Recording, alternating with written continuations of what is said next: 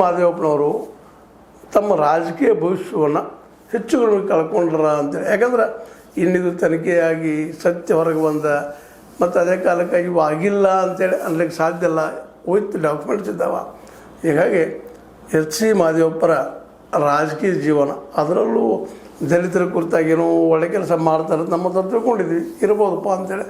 ಮತ್ತು ಭ್ರಷ್ಟಾಚಾರದ ಬಗ್ಗೆ ಯಾರ ಬಗ್ಗೆ ಏನು ತಿಳ್ಕೊಂಡು ಪರಿಸ್ಥಿತಿ ಬರ್ತಾಯಿಲ್ಲ, ಎಲ್ಲರೂ ಒಂದೇ ಮಾಡ್ತಾಯಿದ್ದಾರಪ್ಪ ಅಂದಾಗ ಕುಡ್ರ ಮೇಳ ಶ್ರೇಷ್ಠ. ಯಾರು ಕಡಿಮೆ ಭ್ರಷ್ಟ ಅದನಪ್ಪ, ಯಾರು ಸ್ವಲ್ಪ ಹೆಚ್ಚಿಗೆ ಇದ್ದಿದ್ರಲ್ಲಿ ಒಳ್ಳೇದು ಮಾಡ್ಲಿಕ್ಕೆ ಇದ್ದಿದ್ದಾರಪ್ಪ ಅನ್ನೋ ನೆಲಗಟ್ಟಿನಲ್ಲೇ ಇವತ್ತು ಜನನೂ ಬೆಂಬಲಿಸ್ತಾ ಇದೆ. ಮತ್ತು ಜನಕ್ಕೂ ಇವತ್ತು ಏನಾಗಿಬಿಟ್ಟದಪ್ಪ ಅಂದ್ರೆ ಭ್ರಷ್ಟಾಚಾರ ಮಾಡಲಾರ್ದ ಯಾವ ವ್ಯಕ್ತಿ ಆಯ್ಕೆ ಹಾಕಲ್ರಿ ಅನ್ನುವಷ್ಟು ಮಟ್ಟಿಗೆ ಬಂದಿಟ್ಟಿದ್ದಾರೆ. ಏನೋ ಆಗಲಿ, ಇದು ಯಾಕೋ ಅತಿ ಆಯಿತು ಎಚ್.ಸಿ. ಮಾದೇವಪ್ಪನವ್ರದ್ದು. ಈ ಪ್ರಮಾಣದಲ್ಲಿ ಆಗಬಾರ್ದಾಗಿತ್ತು. ಇವತ್ತಿನ ಚೆಕ್ಕಾಕಿ ಕುಳಿತಿದ್ದಾರೆ. ತನಿಖೆಯಂತೆ ಆಗೋ ಸಾಧ್ಯತೆಗಳು ಹೆಚ್ಚಿಗಿದ್ದಾವೆ. ಯಾಕಂದರೆ ಸ್ವತಃ ಸಿದ್ದರಾಮಯ್ಯನವರು ಇವತ್ತು ಅಧಿಕಾರದಲ್ಲಿಲ್ಲ.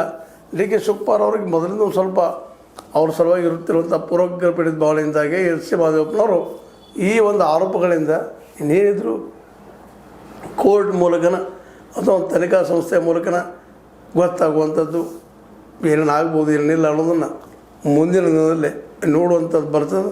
ಏನೋ ಆಗಲಿ, ಸ್ವಲ್ಪ ದೀನ ದಲಿತರಿಗೆ ಹಂಚುವಂಥ ಹಣದಲ್ಲೇ ಇವರು ಈ ಪ್ರಮಾಣದಲ್ಲೇ ದುಡ್ಡು ಹೊಡೆಯುವಂಥ ಕೆಲಸ ಮಾಡಿದ್ದು ಇಷ್ಟ ಮನಕರಗುವಂಥದ್ದು ಇದು ಆಗಬಾರ್ದಾಗಿತ್ತು.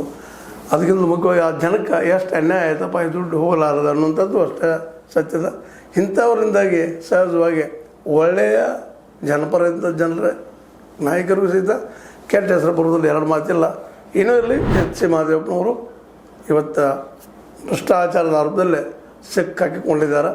ಇದರಿಂದ ಯಾವ ರೀತಿ ಹೊರಗೆ ಬರ್ಬೋದು ಅವರು ಇನ್ನು ತನಿಖಾ ಸಂಸ್ಥೆ ಹೇಳಬೇಕಾಗಿದ್ದು. ತನಿಖೆಯಂತೆ ಆಗೋದು ನಿಶ್ಚಿತ, ಎರಡು ಮಾತಿಲ್ಲ ಅನ್ನುವಂಥ ಮಾತು ಕೇಳಿ ಬರ್ತಾ ಇದ್ದೀವಿ. ಏನೂ ಇರಲಿ, ಎಚ್.ಸಿ. ಮಾದೇವಪ್ಪನವರು ಈ ರೀತಿಯಾಗಿ ಮಾಡಬಾರ್ದಾಗಿತ್ತು, ಮಾಡಿದರು.